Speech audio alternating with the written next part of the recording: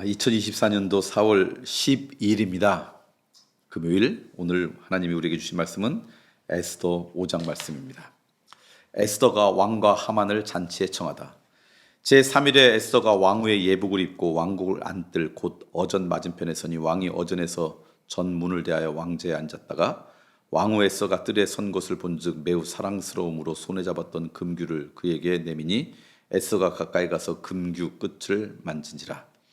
왕이 이르되 왕후 에스더여 그대의 소원이 무엇이며 요구가 무엇이냐 나라의 절반이라도 그대에게 주겠노라 하니 에스더가 이르되 오늘 내가 왕을 위하여 잔치를 베풀었사오니 왕이 좋게 여기시거든 하만과 함께 오소서 하니 왕이 이르되 에스더가 말한 대로 하도록 하만을 급히 부르라 하고 이에 왕이 하만과 함께 에스더가 베푼 잔치에 가니라.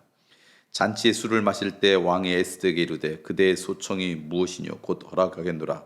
그대의 유혹과 무엇이뇨 나라의 절반이라 할지라도 시행하겠노라 하니 에스더가 대답하여 이르되 나의 소청 나의 요구가 이러하니이다. 내가 만일 왕의 목전에서 은혜를 입었고 왕이 내 소청을 허락하시며 내 요구를 시행하시기를 좋게 여기시면 내가 왕과 하만을 위하여 베푸는 잔치에 또 오소서. 내일은 왕의 말씀대로 하리이다 하니라. 하만의 음모. 그날 하만이 마음이 기뻐 즐거이 나오더니 모르드게가 대궐 문에 있어 일어나지도 아니하고 몸을 움직이도 아니하는 것을 보고 매우 노하나 참고 집에 돌아와서 사람을 보내어 그의 친구들과 그의 아내 세레스를 청하여 자기의 큰 영광과 자녀가 많은 것과 왕이 자기를 들어 왕의 모든 지방관이나 신하들보다 높인 것을 다 말하고 또 하만이 이르되 왕후 에스더가 그 베푼 잔치에 왕과 함께 오기를 허락받은 자는 나밖에 없었고 내일도 왕과 함께 청함을 받았느니라. 그러나 유다 사람 모르드게가 대궐 문에 앉은 것을 보는 동안에는 이 모든 일이 만족하지 아니하도다 하니 그의 아내 세레스와 모든 친구들이 이르되 높이가 50규빗 되는 나무를 세우고 내일 왕에게 모르드게를 그 나무에 매달기를 구하고 왕과 함께 즐거이 잔치에 가소서 하니 하만이 이 말을 좋게 여기고 명령하여 나무를 세우니라. 오늘 에스더 5장 말씀 여러분과 함께 읽었습니다. 에스더가 이제 모르드게의 그 요청에 힘입어서 용기를 얻어서 우리 5장 말씀 전 4장 말씀이었죠. 백성들에게 3일 동안 금식하면서 나를 위해 기도해 주세요. 그리고 죽으면 죽으리라 하면서 왕이 부르지 않지만 나아간 것. 이게 오늘 장면입니다. 글쎄요, 요즘은 안 읽는지 모르지만 제가 어렸을 때 영화로도 만들어졌고 또 책으로도 많이 읽었던 책 중에 죽으면 죽으리라라고 하는 영화 또 그런 책이 있었습니다. 안희숙이라고 하는 사모님이 일제시대를 겪고 그 어려움 가운데서도 신앙을 지키고 뭐 그랬던 이야기가 이제 쓰여진 책인데 이제 에스더가 죽으면 죽으리라. 근데 죽으면 죽으리라 할 때 무조건 도박하면 안 되고요. 그 전에 보니까 3일 밤낮을 금식하는 기도의 동역자들이 있었어요. 그때 그 기도에 힘입어 나아가는 거죠.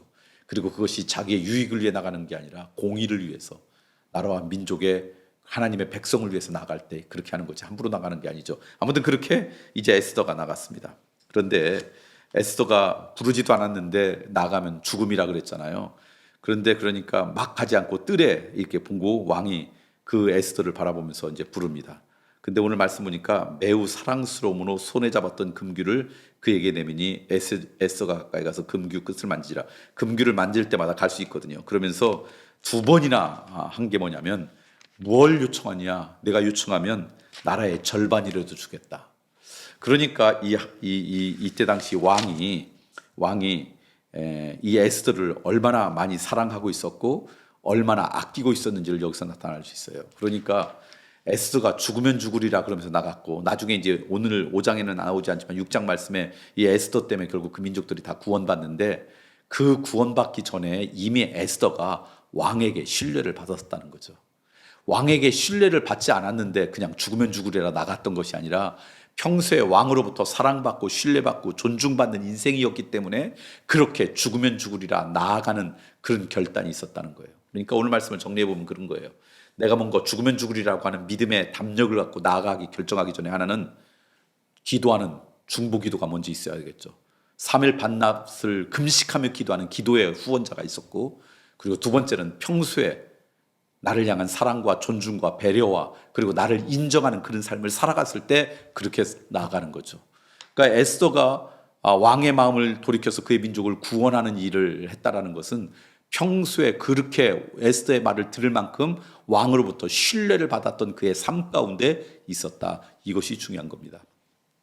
우리 얼마 전에도 읽었지만 느헤미야를 읽을 때도 그런 말씀을 여러분 읽으셨죠. 느헤미야가 수심에 가득 찼을 때 왕이 무슨 일이 있어서 그렇게 수심에 가득 찼느냐.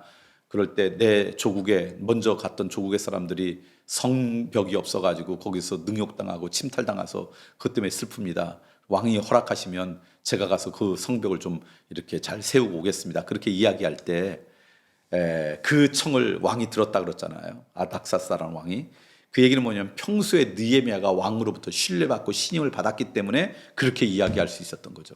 그래서 어떤 응답이 오기 전에 우리가 그 응답을 받기 전에 우리의 평소의 일상적인 삶을 어떻게 사느냐가 훨씬 중요하다. 그것이 오늘 이 말씀을 통해 깨닫는 것이죠. 여러분 일상 가운데서도 누군가의 신뢰를 받고 사랑받는, 특별히 하나님으로부터 사랑받고 하나님으로부터 아끼를 받는 그런 인생이 되었으면 좋겠고요. 그다음에 하만이 이제 이 모든 계획을 세운 게 하만이잖아요. 그런데 나오다 보니까 모르드게가 그냥 죄를 뒤집어 쓰고 그 성문 밖에 있는 걸 보니까 너무 안타깝죠. 그러니까 얘를 치워야 되겠다. 그래서 와가지고 이제 친구들한테 가족들에게 자랑합니다. 왕이 글쎄 왕후가 초청했는데 왕하고 자기만 초청했다. 그만큼 내가 이 나라의 2인자다. 막 그런 자랑을 한 거죠. 그러면서 어떻게 하면 이 모르드게를 없앨까? 뭐 이렇게 해서 음모를 꾸밉니다. 결론은 이제 다음 주에 읽어보면 알겠지만 이런 결론을 꾸며요. 무슨 얘기냐면 의도가 사악하고 목적이 나쁘면 결국 하나님께서 그를 심판하신다라는 거죠.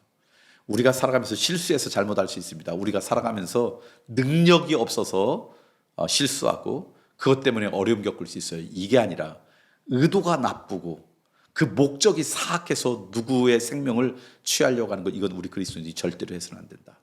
우리가 완전하고 완벽하지 않아서 실수 많이 할 수 있습니다. 남에게 어려움 줄 수 있고요. 그리고 남에게 고통을 줄 수도 있어요. 내가 능력이 없기 때문에, 또는 내가 주의성이 부족해가지고 충분히 그것을 감당할 수 있을 만한 그런 여력이 없음에도 불구하고 약속하고 그리고 실수해서, 그거는요 하나님 앞에 회개하고 또 그것을 이해받을 수 있을 거예요. 하나님도 그래, 네가 본심은 그게 아니었지. 그런데 하만 같은 케이스는 어떤 게냐, 의도가 악해요.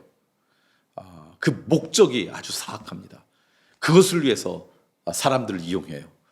이것은 나중에 이제 결론을 알겠지만 하나님께서 심판하시는 존재가 된다. 저는 여러분이 살아가면서 능력 없음에 안타까워하고 주의하지 못해서 부주의해서 실수했음에 안타까운 할지언정 목적과 의도가 나쁜 그런 사악한 인생 되지 않았으면 좋겠어요. 양심에 화인 맞은 그런 인생으로는 살아가지 마자. 그런 생각이 들고요. 혹시 내 능력이 부족하고 주의하지 못해서 실수 때문에 어려움을 겪는다 그러면 그때마다 늘 하는 거 있죠. 하나님 앞에 다시 우리의 연약함을 고백하고 하나님 앞에 지혜와 용서를 구하는 그런 믿음의 사람으로 살아가는 은혜가 우리 모두 가운데 있길 소망합니다.